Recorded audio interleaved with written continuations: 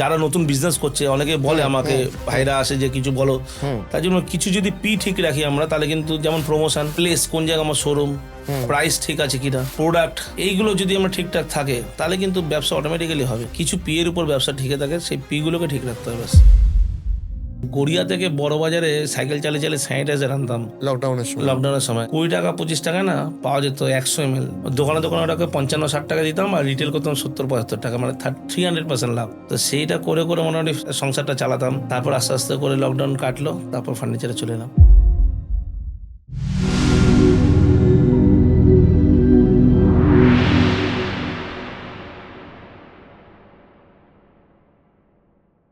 Publicity নিয়ে তোমার মত কি? এই যে তুমি এতগুলো সেলিব্রিটি এন্ডোর্সমেন্ট এইটা নিয়ে তো অনেকে এত বলে। বিজ্ঞাপন নাও, এইটা কোন ভাবনা চিন্তা থেকে তোমাদের এটা? দেখো, আমি তো বললাম না, পূর্বতন বসের থেকে অনেক কিছু শিখেছি। যে মানুষ অ্যাডভার্টাইজমেন্ট আর সার্ভিস যদি ঠিক রাখতে পারি, বেসিক্যালি কিছু পি এর উপরে বিজনেস টিকে থাকে। যেমন হচ্ছে প্রমোশন, হ্যাঁ, মানে যারা নতুন বিজনেস করছে অনেকে বলে আমাকে ভাইরা আসে যে কিছু বলো, তার জন্য কিছু যদি পি ঠিক রাখি আমরা, তাহলে কিন্তু যেমন প্রমোশন, প্লেস কোন জায়গায় আমার শোরুম, প্রাইস ঠিক আছে কিনা পিতে, প্রোডাক্ট, এইগুলো যদি আমরা ঠিকঠাক থাকে তাহলে কিন্তু ব্যবসা অটোমেটিক্যালি হবে। কিছু পি এর উপর ব্যবসা ঠিকই থাকে, সেই পি গুলোকে ঠিক রাখতে হবে ব্যাস। এবার তুমি আমাকে একটা কথা বলো যে এই যে ধরো এই যে 5 বছরের জার্নি, একটা তো হয় যে একটা কোম্পানির হয়ে কাজ করা, আর একটা হচ্ছে নিজের কোম্পানি তৈরি করে কাজ করা। তুমি ওখানেও একটা ম্যানেজমেন্ট টিমের মধ্যে ছিলে যদিও। এই দুটো জার্নির মধ্যে তোমার তফাৎ কি লাগলো নিজে করে?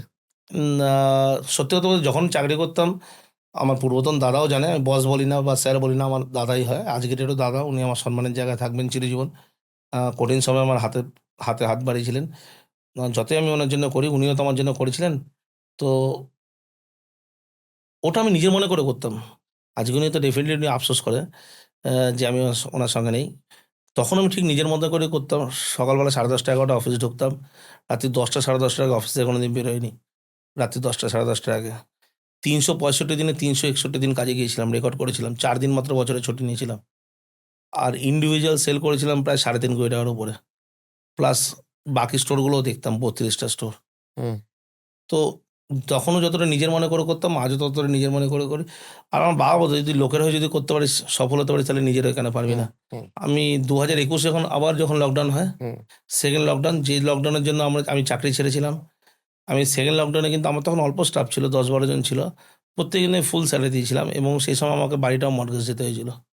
এবার এই জায়গাটাতে আমি আসবো যে এই যে তুমি যখন বিজনেস শুরু করলে, আমি যেটা বলছিলাম যে কঠিন সময়, শুরুর দিকটা তো টাফ ছিল, কিরকম ছিল? পিএফ এর টাকা, গ্র্যাচুইটির টাকা, কিছু ইনসেন্টিভ পেন্ডিং ছিল। তারপর কিছু গোল্ড মর্টগেজ দিয়েছিলাম। এই দিয়ে শুরু করলাম। এটা দিয়ে স্টার্ট করলে? হ্যাঁ, আর কবে তাছাড়া স্টার্ট, এক্সাক্ট কবে? 2020 4 জুন। আচ্ছা, 2020 4 জুন। জাস্ট লকডাউনটা শেষ হয়েছে। সঙ্গে আমার কাজিন ছিল, অনিন্দিতা সেনগুপ্ত। ও কি বিজনেস পার্সন? হ্যাঁ, হ্যাঁ, আমরা এখনো একসঙ্গে আমরা আছি, দুজনে মিলে আমরা ব্যবসাটা করি।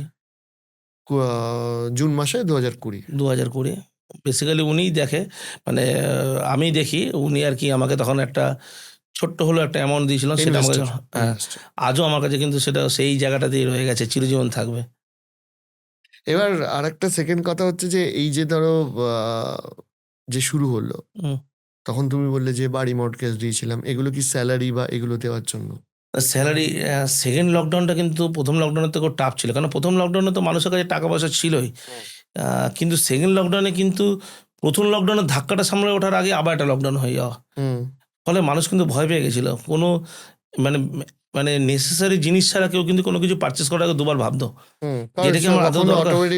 এক বছরের ইকোনমি ধ্বংস হয়ে গেছে, আবার লকডাউন। হ্যাঁ, তা ওই জায়গাটায় কিন্তু খুব চাপে পড়ে গেছিলাম, মানে ভেন্ডারদের ঠিক মতো পেমেন্টও করতে পারিনি। আজকে দেখো তাদেরকে সব মানে ক্লিয়ার করে সুন্দর করে আবার সব ভেন্ডাররা এত খুশি আমার পেমেন্ট নিয়ে।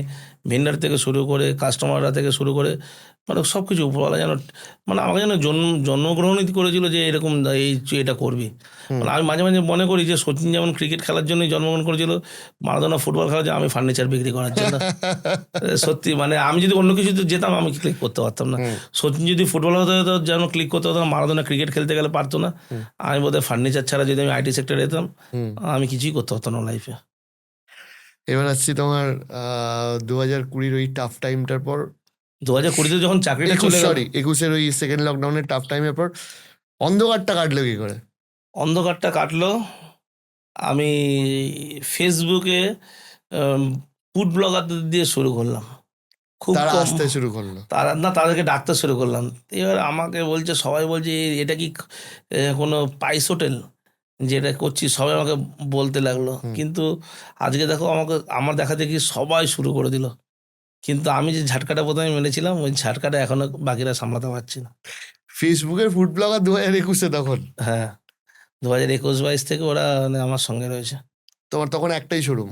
একটাই শোরুম, তারপর হলো 7টা শোরুম। ফুড ব্লগারদের দিয়ে ব্লগ করানো তো তোমার লাভ হয়েছিল তখন? হ্যাঁ, হ্যাঁ, হ্যাঁ, হ্যাঁ, ডেফিনেটলি খুব লাভ হয়েছিল। সেলস উঠেছিল? হ্যাঁ, 49,990 টাকায় বেডরুম সেট পাওয়া যাবে, 6টা আইটেম, কেউ ভাবতে পারেনি। হ্যাঁ। 50,000 টাকা দিয়ে তো একটা ভালো ফোনও হয় না হুম। আজকেকার ডেটে। অনেকে 50,000 টাকা আমি এমন একটা জিনিস দেবো যেটা 20 বছর মানুষ ব্যবহার করতে পারবে। হুম। আর 2020 কথাটা হচ্ছে, যখন আমার চাকরিটা চলে গেল, মানে 10,000 টাকা বা 8,000 টাকার মানে অফার করা হলো। এবার আমার 1,10,000 থেকে বাবা মার পিছনে প্রায় 24,000 টাকার ওষুধ লাগতো। তা আমি চালাবো কী করে? তো আমি চাকরিটা ছাড়লাম জেদের বশে। তো দাদা হয়তো ভেবেছিল যে পরবর্তীকালে দাদা ভাবতে পারেনি যে আমি কিছু স্টার্ট আপ করবো। দাদা বলছিল, এখন রাগ করে আছে, যখন সব ঠিকঠাক হবে ডেকে নেবো। কিন্তু তার আগে আমি তলে তলে সব রেডি করে নিলাম। তারপরে ওই গড়িয়া থেকে বড়বাজারে সাইকেল চালিয়ে চালিয়ে স্যানিটাইজার আনতাম লকডাউনের সময়। লকডাউনের সময়।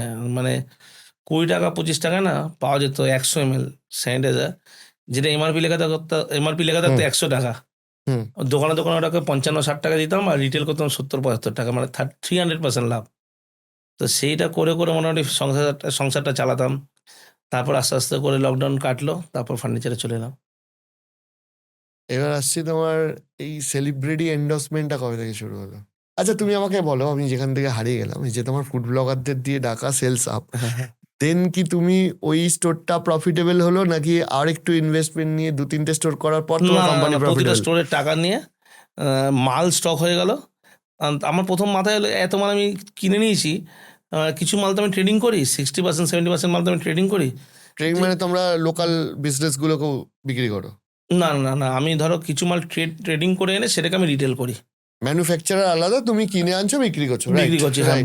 বড় বড় কোম্পানির সঙ্গে টাই আপ আছে, দিল্লি, Great. বোম্বে, হ্যাঁ, যেটা হয়। নাগপুর। হ্যাঁ, এবারে মানে আমিও আজকের ডেটে তুমি আসার আগে অবধি জানতাম না যে তোমাদের ম্যানুফ্যাকচারিং সেট আপটাও আছে। হ্যাঁ, আমাদের যাই হোক, ম্যানুফ্যাকচারিং গ্রেট। আছে। হ্যাঁ, হ্যাঁ, এবার তো তো ইনসেনটিভের লোভ আমার বরাবর, জানো তো, যখন আমি চাকরি করতাম তখন থেকে।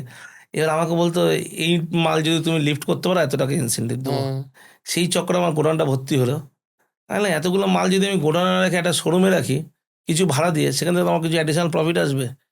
এই করে আমি আরেকটা স্টোর করলাম। এই করতে করতে দেখলাম আমার কাছে এখন যা স্টক আছে, কোনো ডিস্ট্রিবিউটারের কাছে এত স্টক নেই। মানে এখন আমি 10টা স্টোর খোলার মতো স্টক আছে আমার কাছে। আজকের ডেটে আমার কাছে প্রায় 15 কোটি টাকা স্টক আছে। হুম। মানে হিসেব মতো যদি দেখতে যাও, 12-14 লাখ টাকা নিয়ে নেমেছিলাম, আজকের ডেটে আমার কাছে 15 কোটি টাকা শুধু স্টক আছে। 12-14 লাখ টাকা দিয়ে তুমি স্টার্ট করেছিলে, হ্যাঁ, হ্যাঁ, এবং হ্যাঁ, সেটা থেকে এতটা বড় তুমি আজকের আজকে। ডেটে 15 কোটি টাকা স্টক আছে। তুমি আমাকে একটা কথা বলো, সেটা হচ্ছে যে এই সেকেন্ড স্টোরটা কতদিন বাদে খুললে? স্টোরটা করলাম ঠিক 2021-এর জুলাই আগস্ট মাসে। মানে লকডাউনটা শেষ হয়েছে, তুমি বাড়ি মর্টগেজ ফর্টগেজ দিয়েছো, দিয়ে আবার শুরু। আবার সেকেন্ড? হ্যাঁ, তা অ্যাকচুয়ালি 2000, আমি জানতাম না লকডাউন হবে, আমরা ওটা জায়গাটাকে রেডি নিয়ে নিয়েছিলাম আর কি। আচ্ছা, আচ্ছা, আচ্ছা। নিয়ে নিয়েছিলাম। এবার আমার তো রেন্ট অটোমেটিক্যালি চালু হয়ে যেত। পাটলিতে huge success. Huge success. Celebrity endorsement কবে থেকে স্টার্ট? বেহালা তো সে অর্থে সেলিব্রিটি আনিনি। সেলিব্রিটি প্রথম আনলাম চিনার পার্কে নুসরাত জাহানকে, কবে? ফোর্থ ফোর্থ শোরুমে 2025-এর তোমার বোধহয় সেপ্টেম্বর মাসে বা আগস্ট মাসে। ওরম যে ক্রাউড হতে পারে কোনো সেলিব্রিটিকে দেখার জন্য, ও অটোমেটিক্যালি সেল হয়ে যাবে। আর কোথা থেকে কত মিডিয়া টিডিয়া চলে এলো, সেখানে লাক্সারি নাম হয়ে গেল। হুম। এবার দেখো, যেটা তুমি একবার কোনো ভালো জামা প্যান্ট পরে নেবে, তুমি দেখবে সেটা থেকে নিচে নামবে না, তখন মানে আর কি ভালো করা যায়, আর কি ভালো করা যায়। হুম। তো আজকে কিছু কিছু প্রমোশনের ব্যাপারে মাথায় একটা আইডিয়া দিলেন আমার একজন যে দিদি আছেন, ওগুলো নিয়ে আমরা ভাবলাম ওগুলো সব ফাইনাল করে দেবো। হুম। প্রমোশনের কোনো বিকল্প নেই, ওই 5-6টা পি আছে, যদি ঠিকঠাক চালাতে পারি হুম। তো ব্যবসা ফিরে তাকাতে হবে না। তুমি তোমাদের কোড ম্যানেজমেন্ট টিম কিভাবে সাজিয়েছো? কারণ এইবার আমি আসছি যে ধরো যারা ব্যবসা করতে চায়, তারা কি কি শিখতে পারে তোমার থেকে সেইগুলো থেকে, যে তুমি তোমার টিমটা সাজালে কি করে? একটা তো হয় যে এত বড় সেট আপ চালাতে গেলে একটা আমার ম্যানেজমেন্ট পূর্বতন টিম। কোম্পানিতে যারা আমার সিনিয়র ছিল না, আজকে আমরা সব একসঙ্গে কালিগ, সব টিমটা চলে এসছে।